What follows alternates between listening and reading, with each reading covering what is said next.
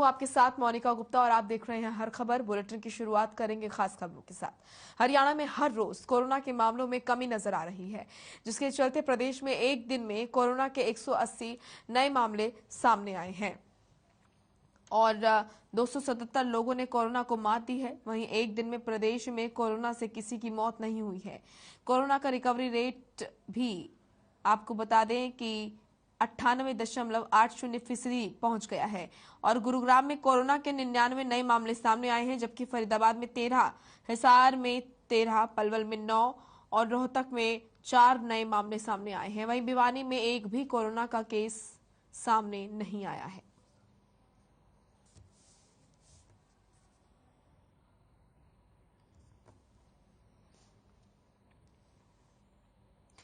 तो कोरोना की रफ्तार पर ब्रेक लगता हुआ नजर आ रहा है। 24 घंटे में 180 नए कोरोना के केस मिले हैं। वहीं 24 घंटे में प्रदेश में कोरोना से मौत नहीं हुई है। कोविड से 277 लोग रिकवर भी हुए हैं और रिकवर रेट 98.80% तक पहुंच चुका है। गुरुग्राम में 99%, माफ कीजिएगा, गुरुग्राम में 99, फरीदाबाद में 13 नए मामले सामने आए हैं, हिसार में 13, पलवल में 9 मामले सामने आए हैं।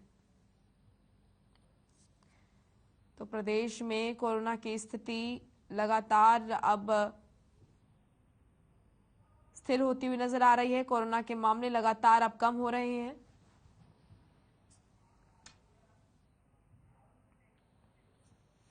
यूक्रेन से आए छात्रों का भारत लौटने का सिलसिला जारी है। सरकार के ऑपरेशन गंगा के तहत लगातार यूक्रेन से छात्रों को स्वदेश लाया जा रहा है।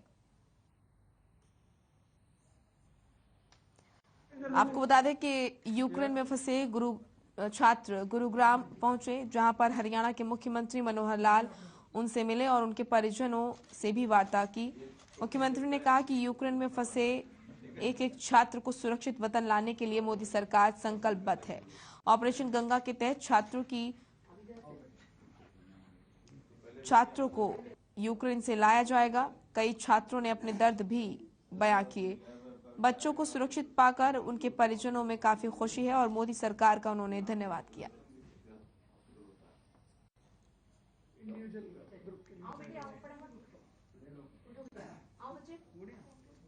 इधर देखो बेटा, इधर देखो यार।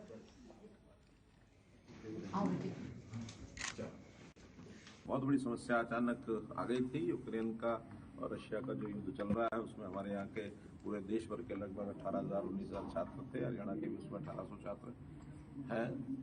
पहला काम तो यह है कि वो सकुशल वहाँ से वापस लौट आए। उसकी व्यवस्थाएं मिनिस्ट्री ऑफ एक्सटर्नल अफेयर्स ने की। हमारे कई मंत्री वहाँ गए, स्पेशल फ्लाइट्स वहाँ से चलाई गई और उसमें अधिकांश लोग वापस लौट आए हैं। फिर भी कुछ अभी शहरों में फंसे हुए हैं और बॉर्डर्स के ऊपर जो लोग हैं उनको फ्लाइट्स लेकर के जा रही हैं। मैं समझता हूँ कि जो लोग अंदर रह गए हैं वो सुरक्षित कैसे निकलें, इसकी चिंता प्रधानमंत्री जी भी कर रहे हैं और हम लोग भी लगातार अपने जो हरियाणा के लोग हैं उनसे संपर्क बनाए हुए हैं। 1800 के आसपास हरियाणा के जो छात्र थे, उसमें से 80 के आसपास अभी भी यूक्रेन में शहरों में जो हैं उनका संपर्क बना है और कैसे वो निकल सकते हैं उसकी चिंता हम सब कर रहे हैं। और जब सब वापस आ जाएंगे तो फिर आगे इनके भविष्य की चिंता भी जरूर भारत सरकार भी करेगी, एमसीआई करेगी और हम उसको। वहीं यूक्रेन और रूस के बीच जंग लगातार जारी है। आपको बता दें कि यूक्रेन में फंसे भारतीय छात्रों का भी मिशन गंगा के तहत भारत वापसी का दौर जारी है और इसी के तहत लगातार जो छात्र हैं वो यूक्रेन से अपने देश भारत लौट रहे हैं। मुख्यमंत्री ने कहा है कि यूक्रेन, आपको बता दें कि भिवानी की कशिश रोमानिया से भारत पहुंची है। रोमानिया से घर पहुंचने के बाद छात्रा कशिश के माता पिता ने मोदी सरकार का धन्यवाद किया।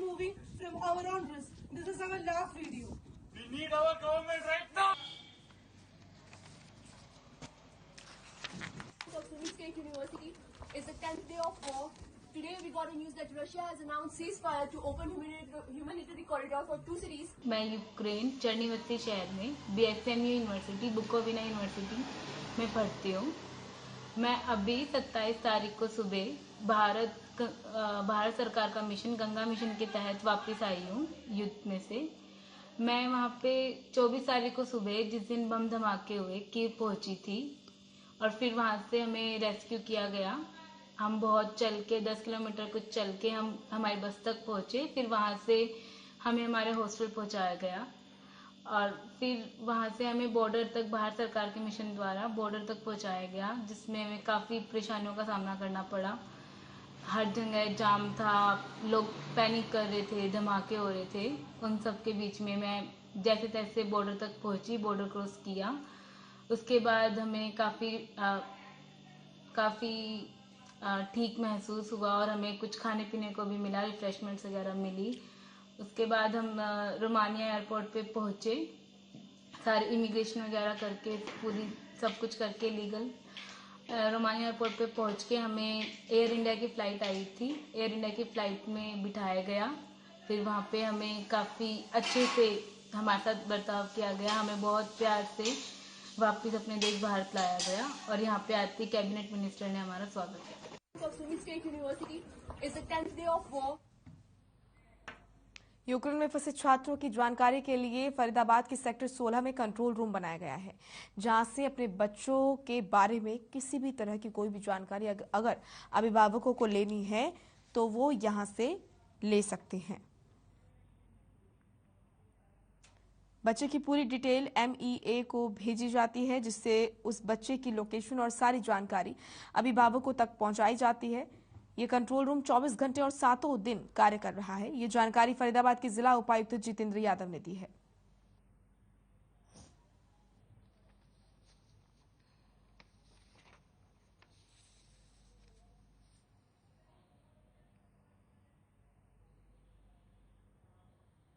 फरीदाबाद के टोटल जो MEA से हमारे पास डाटा है 117 बच्चे, और हरियाणा सरकार से जो हमें आदेश मिले थे, डिवीजन कमिश्नर और हमारे रेजिडेंट कमिश्नर संजय जून सर हैं, वो इसके नोडल अधिकारी हैं। तो उनके निर्देशों के बाद जो डायरेक्शंस आई थी, 117 के 17 जो बच्चों के घर पे हमने विजिट किए। हमारे तहसीलदार, नायब तहसीलदार और सीनियर ऑफिसर्स ने पर्सनली वहाँ जाके उनके परिवार वालों से मदद की है। 117 में से 113 घर हमने विजिट कर लिए। 4 बच्चे फरीदाबाद जिनका एड्रेस था वो गलत था, एक नासिक से था, एक पलवल डिस्ट्रिक्ट से था, एक रेवाड़ी में शिफ्ट हो गया, एक गुड़गांव। डेरा प्रमुख गुरमीत राम रहीम की 21 दिन की फरलो पूरी होने के बाद से राम रहीम के अनुयायियों में अलग ही जोश देखने को मिल रहा है। आपको बता दें कि गुरुग्राम में जहां डेरा प्रमुख गुरमीत राम रहीम ठहरते थे, वहां अब 10 लाख डेरा प्रेमी सफाई अभियान चला रहे हैं। डेरा प्रमुख ने अपनी फरलो गुरुग्राम नाम चर्चा घर में पूरी की थी। इस अभियान में हरियाणा, दिल्ली, यूपी, पंजाब और राजस्थान सहित देश के हर कोने कोने से सेवादार शामिल हुए हैं।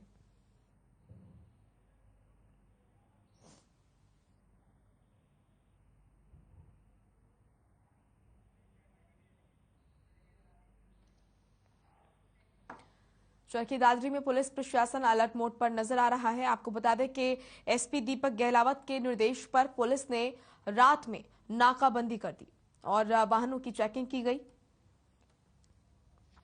चरखी दादरी थाना प्रभारी ने बताया कि पूरे हरियाणा में विशेष नाइट डोमिनेशन अभियान चलाया जा रहा है। इसी के तहत चरखी दादरी में भी चलाया गया।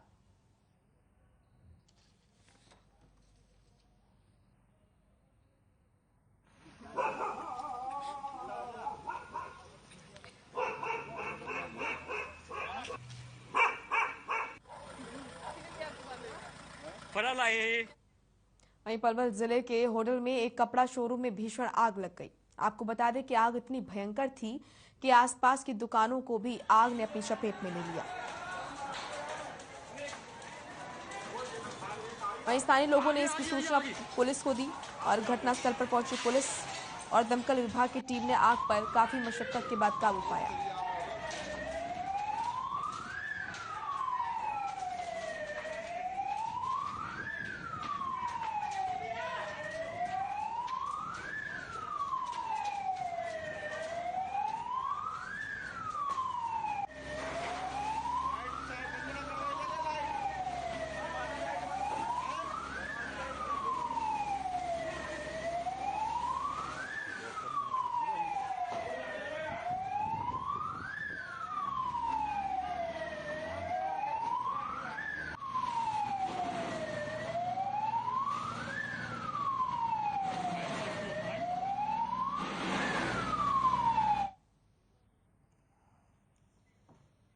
प्रदेश में गायों के संवर्धन और उनके संरक्षण के लिए गौ सेवा किस तरीके से काम कर रही है और किस तरीके से गायों को संरक्षण दिया जा रहा है, इसको लेकर हमारे संवाददाता अमित शर्मा ने हरियाणा गौ सेवा के अध्यक्ष श्रवण कुमार गर्ग से खास बातचीत की।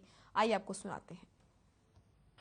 हरियाणा में गायों के संवर्धन और उनके संरक्षण के लिए हरियाणा गौ सेवा आयोग की ओर से किस तरीके से काम किया जा रहा है, किस तरीके से गायों को संरक्षण दिया जा रहा है, इस पर बातचीत करने के लिए हमारे साथ मौजूद हैं हरियाणा गौ सेवा आयोग के अध्यक्ष श्रवण कुमार गर्ग जी।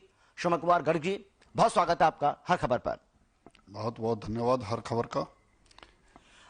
सबसे पहले मैं सर यही जानना चाहूंगा किस तरीके से आप काम कर रहे हैं, किस तरीके से गायों का संरक्षण हो, उनका संवर्धन हो, उसके लिए आयोग की ओर से क्या कुछ कदम उठाए जा रहे हैं। 2014 में माननीय मुख्यमंत्री मनोहर लाल जी की सरकार बनी और भारतीय जनता पार्टी की सरकार ने आते ही पहला फैसला लिया गौ संवर्धन गौ संरक्षण एक्ट 2015 और ये पहले विधानसभा में पास किया गया और उसके अंतर्गत जो गौमाता है उसकी तस्करी करने वालों पे कठोर दंड दिया गया, 1 लाख रुपए तक का जुर्माना किया गया, 10 साल तक की कैद की योजना दी गई और वो काफी मात्रा में पालन हो रहा है। इसी के साथ साथ नई गौशालाओं के निर्माण की योजना थी, नई गौशालाएं खुली, उसमें 215 गौशालाएं थी हरियाणा में। आज हरियाणा के अंदर 597 गौशालाएं हरियाणा गौ सेवा आयोग के माध्यम से रजिस्टर्ड हैं, जिसमें लगभग 4.5 लाख के आसपास गौवंश है। अनरजिस्टर्ड गौशालाओं में अलग से गौवंश है, वो अलग से है। तो लगभग 5 लाख गौवंश गौशालाओं में इस समय निवास कर रहा है और समाज के अंदर छोड़ने की प्रवृत्ति, गौओं को घर से निकालने की प्रवृत्ति बहुत ज्यादा हो गई कि उनके नस्ल सुधार पे पिछली सरकारों ने ध्यान नहीं दिया और उनके संवर्धन पे ध्यान नहीं दिया गया। तो उसके कारण से आज छोड़ने की स्थिति ज्यादा हो गई थी, परंतु गौशालाएं खुलने की स्थिति भी बहुत ज्यादा हो गई। हरियाणा सरकार इस पे तुरंत निर्णय ले रही है और हरियाणा गौ सेवा आयोग उसमें एक बहुत बड़ा रोल पैदा कर रहा है। लेकिन गर्ग साहब, हम एक चीज देख रहे हैं जो सबसे दिक्कतें ज्यादा आ रही हैं। जिस तरह आपने बताया कि भाई गौशालाओं का निर्माण किया, गौशालाओं की संख्या पहले कितनी थी, अब कितनी है, उसमें लगातार इजाफा हो रहा है, ये अच्छी बात है। लेकिन अभी भी एक बड़ी समस्या जो है वो देखने को मिल रही है कि कुछ गौवंश जो हैं वो अभी भी सड़कों पर हैं और इसकी वजह से लोगों को दिक्कतें होती हैं, सड़क हादसे भी सामने आते हैं और ये मामला विधानसभा के अंदर भी उठा है। या आपने भी देखा होगा कि किस तरीके से जो विपक्षी विरोधी पार्टी के जो विधायक हैं, जो लोग हैं, उन्होंने इस मुद्दे को उठाया है। तो मैं आपसे जानना चाहूंगा कि इस पर किस तरीके से काबू पाया जाए और जो थोड़ी बहुत कमियां हैं इसको किस तरीके से दूर किया जाए, इसके लिए क्या कुछ कदम आने वाले समय में उठाए जाएंगे। हरियाणा के अंदर जो सड़कों पर गौवंश है वो हमारे समाज द्वारा ही छोड़ा गया है, वो कहीं और से नहीं आया। वो हमारे गांव के अंदर जो गौपालक बंधु हैं उन्हीं के द्वारा छोड़ा गया है और बड़ी मात्रा में छोड़ा गया और बहुत मात्रा में गौशालाओं में हरियाणा सरकार के माध्यम से गौ प्रेमी बंधुओं से के माध्यम से दानियों के सहयोग से उसको गौशाला में लिया भी गया और अब भी गौशालाओं से बाहर सड़कों पर गौवंश है मैं स्वीकार करता हूँ। और विधानसभा में भी कल ये प्रश्न उठा था और इसके ऊपर माननीय कृषि मंत्री जी ने भी, माननीय मुख्यमंत्री जी भी, माननीय जो सदन के सदस्य उन्होंने भी चिंता व्यक्त की थी। और एक खास बात आपको बता रहा हूं मैं, विधानसभा के अंदर विपक्ष और पक्ष दोनों इस बात पर सहमत थे कि समाज का सहयोग लेके सरकार के माध्यम से विपक्ष के लोग भी जो कर सकते हैं वो सब करके इस समस्या का समाधान करेंगे और उस समाधान के लिए हरियाणा गौ सेवा आयोग भी उनके एक अंश है, साथ है और इसमें काम करेगा और निश्चित रूप से भविष्य आने वाला है, एक भी गौवंश सड़क पे नहीं रहेगा। बिल्कुल सर, एक और बात हम आपसे जानना चाहेंगे क्योंकि जब हम आपसे ऑफ कैमरा बात कर रहे थे तो आप बता रहे थे कि किस तरीके से गाय का जो गोबर है उसका इस्तेमाल किया जा रहा है, चाहे वो खाद बनाने में हो। अब होली आने वाली है तो होली में लोग केमिकल्स से युक्त जो गुलाल होता है, जो रंग होते हैं, उससे होली खेलते हैं। लेकिन जिस तरीके से आपने बताया कि इस बार होली का जो त्योहार है वो खुशनुमा हो सकता है क्योंकि गाय के गोबर से आपने गुलाल तैयार किए हैं। किसान जो अपने खेत में डीएपी का यूज करते हैं, यूरिया का यूज करते हैं, उसके लिए भी आपने बताया कि गोबर का किस तरीके से आप इस्तेमाल करते हैं, ये भी उनके लिए लाभदायक हो सकता है किसानों के लिए। तो इन दोनों के बारे में थोड़ा सा हम जानना चाहेंगे आपसे। माननीय मुख्यमंत्री मनोहर लाल जी इस विषय में बहुत चिंतित हैं और बहुत मार्गदर्शन उन्होंने किया। उन्हीं के मार्गदर्शन में हमने हरियाणा के अंदर गोबर से प्रोम फॉस्फेट रिच ऑर्गेनिक मैन्योर बनाया और गोपाष्टमी के दिन माननीय मुख्यमंत्री जी उस प्लांट का उद्घाटन भी करके गए पिंजौर में। और आज वो दानेदार शेप में जैसे डीएपी होता है वैसे ही बात बन के तैयार हो गया और उसकी कट्टा पैकिंग भी हो गई है और निश्चित रूप से उसको लैब टेस्टिंग भी हो गई है, फील्ड के एनालिसिस भी हो रहे हैं, फील्ड टेस्ट भी चल रहे हैं और निश्चित रूप से आगे भविष्य में किसानों को डीएपी जो विदेशों से विदेशी मुद्रा बहुत बड़ी मात्रा में देश की बाहर जाती है दूसरे देशों में, वह नहीं जाएगी और देश के अंदर ही देसी खाद होगा और देसी ऑर्गेनिक खेती होगी। मैं डीएपी का उसका एक सैंपल आपको दिखा रहा हूं, कृपया देखें। ये सैंपल के रूप में आपके सामने है और इसकी 50 किलो की कट्टे की पैकिंग भी हो गई। ये डीएपी की मात्रा जितनी लगती है उतनी ही मात्रा में लगता है और उन्हीं चीजों की लगभग पूर्ति करता है। फिर भी हमने इसकी यूनिवर्सिटीज के अंदर सैंपल भेज दिए हैं, इसकी लैब टेस्टिंग होगी, ये फील्ड टेस्टिंग होगी, जमीन पे खेतों में डाल के देखा जाएगी, इसकी मात्रा तय कर दी जाएगी, उस मात्रा के अनुसार खेत में डालेंगे तो डीएपी जितना काम करता है उतना काम होगा और विदेशी मुद्रा देश की जो मैं मानता हूं कि 2.5-3 लाख करोड़ रुपया है वो सारी बचेगी और हमारे देश में जो गोबर है वो धन के रूप में होगा क्योंकि हमारे शास्त्रों में गोबर को धन कहा गया है और निश्चित रूप से हमारे यहाँ जैविक खेती के लिए एक बहुत बड़े साधन के रूप में होगा। आज समस्या के रूप में दिखते हैं, कल को समाधान होगा ये। बिल्कुल। और सर ये होली का त्योहार आ रहा है, ये गुलाल के बारे में थोड़ा सा जानना चाहेंगे। ये जो गुलाल आपने गोबर से निर्मित किए, गोबर से बनाए और इसके साथ ही देखिए सर सबसे अच्छी बात यह है कि कुछ कलाकृतियां भी हमें नजर आ रही है जिसमें घड़ी भी हमें दिख रही है, वो भी गोबर से बनाई हुई है। मैं एक चीज आपको दिखा रहा हूँ, ये गोबर से गुलाल बना है, इसके अंदर गेंदा मिलाया गया, गेंदे के फूल और गोबर पाउडर और उसका रूप आप देख लीजिए, आप इसका प्रयोग भी करके देखें और मैं होली की शुभकामनाएं देते हुए आपके सही शुरुआत करता हूं इसकी। चलिए सर, बहुत बधाई आपको अभी होली की, बहुत शुभकामनाएं, बहुत बधाई आपको। और मैं समाज में भी ये अनुरोध करता हूं कि होली का त्योहार अपने ऑर्गेनिक कलर से, गौ माता के गोबर से बने हुए गौशालाओं से उत्पाद ये लें जो बनाती हैं, आगे भविष्य में तो सब गौशालाएं इनको बनाएंगी, इसका ही प्रयोग करें, अपने प्राकृतिक रंगों का प्रयोग करें जिससे हमारे शरीर में बीमारियां भी नहीं आएंगी, चर्म रोग भी नहीं होगा और होली का त्योहार भी बहुत संपन्न रूप से बनेगा। और पानी का भी प्रयोग ना करके सूखे गुलाल से ही हम होली खेलें, थोड़ी सुख में भी होगी और बढ़िया भी होगी और मैं शुभकामनाएं भी उसकी देता हूँ। इसके साथ साथ गुलाल के और रंग भी हैं, वो भी मैं दिखा रहा हूँ आपको। ये गोबर के अंदर अलग अलग चीजें मिला रही हैं, किसी में चुकंदर मिला हुआ है, किसी में अर्जुन छाल वगैरह है, तो वो चीजें जो शरीर को नुकसान भी न दे, स्वास्थ्य के लिए भी लाभदायक हो। और इसके साथ साथ एक अनुरोध करूंगा, होली का त्योहार आ रहा है, हम लकड़ी से मनाते हैं, गौशालाओं में कईयों में गोबर से लकड़ी बननी शुरू हो गई है और उसके अंदर हमने योजना बनाई कि होली का त्योहार गोबर की लकड़ी से ही मने और समाज से निवेदन करूंगा कि उस गौशालाओं में संपर्क करके जहां जहां गोबर से लकड़ी बनती है अब के उसी से शुरुआत करें, होली का दहन करें, तो उससे एक पेड़ों की बलि भी बचेगी, पेड़ भी बचेंगे, पर्यावरण को भी लाभ मिलेगा और दूसरा यह गोबर का सदुपयोग भी होगा। तो ये जरूर से जरूर इस होली पे जरूर करें और होली की शुभकामनाएं देते हुए मैं ये बात कहना चाहूंगा कि ये प्रयोग करें। गोबर की लकड़ी भी सामने रखी है, एक बार आप दिखाने की वो करेंगे। और इसी के साथ साथ आपने कहा कि गोबर से अन्य उत्पाद, गोबर से हमने पेंट बनाया है, आपको दिखा रहा हूं मैं। ये गोबर से पेंट बना हुआ है और ये एक यूनिक है, ये इको फ्रेंडली भी है। हाँ, KVIC से बना था जयपुर के अंदर। माननीय केंद्रीय मंत्री परिवहन मंत्री गडकरी जी ने इसका उद्घाटन किया था और हरियाणा में माननीय मुख्यमंत्री जी मनोहर लाल जी गोपाष्टमी के दिन इसका उद्घाटन करके गए हैं। और ये पेंट केवल मैंने डब्बा आपको दिखा दिया वो नहीं है, इस दीवार पे सामने फोकस करिए, इस पेंट पे ये गोबर का ही पेंट हुआ है। ये सामने जो दिखाई दे रहा है ये गोबर का पेंट है। हाँ, ये बहुत अपने आप में वाकई में ये काबिल तारीफ। और एक दूसरा, इसके अंदर कोई भी स्मेल नहीं है, कुछ न कुछ मात्रा में खुशबू है। जिस कमरे में आप बैठे हैं उसी में पेंट करवाइए, आपको महसूस नहीं होगा कि पेंट हो रहा है। आपको कुछ ना कुछ खुशबू महसूस करेगी जैसे धूप की होती है। तो इस पेंट की ये खासियत है, उससे ज्यादा ये कवर करता है दीवार को, उससे ज्यादा लॉन्ग लाइफ है, उससे ज्यादा चमक है और बाजार में सस्ता भी पड़ता है।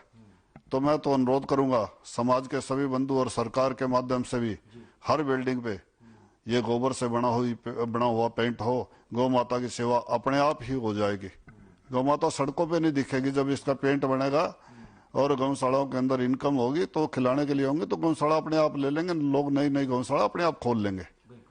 सर एक आखिरी सवाल मेरा आपसे ये है कि जिस तरीके से अब होली आ रही है तो होली पर जो बाकी गुलाल हैं, जो केमिकल युक्त गुलाल हैं जो पहले से उपलब्ध हैं बाजार में, वो बड़े आसानी से मिल जाते हैं, लेकिन इसको आप मार्केट में किस तरीके से पहुंचाएं, ये भी मार्केट में लोगों के पास या लोगों के लिए इजीली अवेलेबल हो जाए, मतलब लोगों को मिल जाए आसानी से, इसके लिए आप क्या कुछ कर रहे हैं?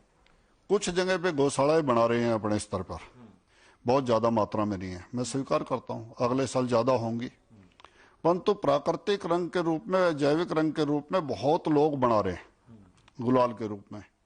आप उनसे खरीदिए, आप सिंथेटिक या केमिकल का गुलाल प्रयोग ना करिए, वो आपके स्वास्थ्य के लिए हानिकारक है। और समाज से ये अनुरोध करता हूँ, इसके साथ साथ हम गोबर से गमले बना सकते हैं। ये गमले सामने रखे हैं, आप देखिए। अगर हम हरियाणा की बात करें तो 3 करोड़ पॉलीथीन के अंदर पौधे लगाए जाते हैं वन विभाग द्वारा, और वो पौधे फिर खेतों में, सड़कों के किनारे, नदियों के किनारे, हर जगह वो लगवाते हैं। और जो लोग अपने घरों में या आसपास लगवाना चाहते हैं उनको भी देते हैं। तो वो पॉलीथीन जो सड़क पे वो फाड़ के उसके बाद जमीन में उस पौधे को लगाते हैं मिट्टी समेत। तो अब हमने ऐसा गमला तैयार किया है। हमारा सुखदर्शनपुर में इस समय रिसर्च सेंटर शुरू हो गया है। माननीय मुख्यमंत्री जी गोपाष्टमी को घोषणा करके गए थे, उन्होंने बिल्डिंग और जगह दे दी है, उसमें ये रिसर्च शुरू हो गई है। और ये आपके सामने गमला रखा है, उसका परिणाम ये वहीं का बना हुआ है। तो इस गमले के अंदर बीज लगाइए, पौधा कुछ बड़ा हो जाएगा जमीन में लगाने के लायक, उसमें गमले समेत लगा दीजिए। पौधे को शुरू में भी खाद देगा बीज से पौधा बढ़ने में, और पौधे को पेड़ बढ़ने के लिए जमीन के अंदर ही ये खुद अपने आप में समाप्त हो जाएगा, और पौधे को 6 महीने साल भर की खाद भी साथ देगा, और पर्यावरण को नुकसान भी नहीं होगा। तो मेरा अनुरोध यही है कि आगे से गोबर के गमले सब गौशालाओं में बनेंगे। उसकी योजना हरियाणा गौ सेवा आयोग ने बना ली है, और वन विभाग ने भी उसकी सहमति हमें दे दी है कि 10,000 गमलों की उन्होंने डिमांड की है ट्रायल के रूप में। तो हम इसका प्रयोग करें तो पर्यावरण को बचाएं, क्योंकि आज पर्यावरण बचाना भी बहुत जरूरी है। भविष्य में के अंदर हमारे को सांस लेने के लिए ऑक्सीजन भी नहीं होगी अगर पेड़ नहीं होंगे। तो ये जरूरी है कि ज्यादा से ज्यादा वन बने। तो उसके लिए गौ माता का वरदान ये गमले हमारे सामने हैं। इसी प्रकार से गौमूत्र से फिनाइल,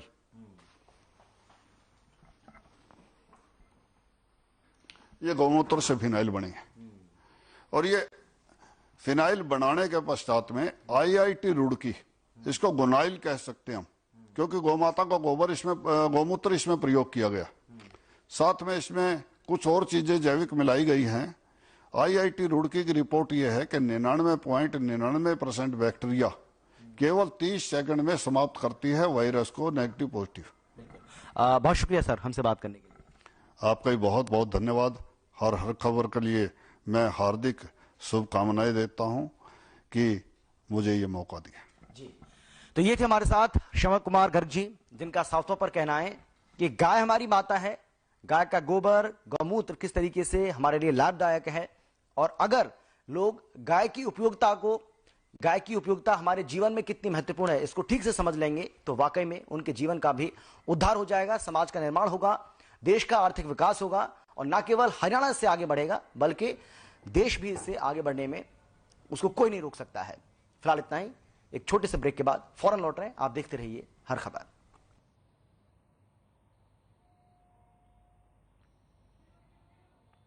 चलिए फिलहाल इस वक्त की बड़ी खबर आ रही है पंजाब के अमृतसर से, जहां पर आपको बता दें कि BSF मेस में गोली चली है। इस वक्त की बड़ी खबर, गोलीबारी में 10 जवान घायल हुए हैं। अमृतसर के खासा में है BSF मेस, और यहां पर बीएसएफ मेस में गोली चली है। तो ये बड़ी और अहम जानकारी गोलीबारी में आपको बता दें कि यहां पर हड़कंप मच गया है। बीएसएफ मेस में गोली चली है, 10 जवान घायल बताए जा रहे हैं। अमृतसर के खासा में है बीएसएफ मेस। इस वक्त की बड़ी और अहम जानकारी पंजाब के अमृतसर से, जहां पर बीएसएफ के मेस में गोली चली है और अफरा तफरी का माहौल हो गया है। आपको बता दें गोलीबारी में 10 जवान घायल बताए जा रहे हैं। अमृतसर के खासा में है बीएसएफ मेस, जहां पर गोली चली है और इस गोलीबारी में 10 जवान घायल बताए जा रहे हैं।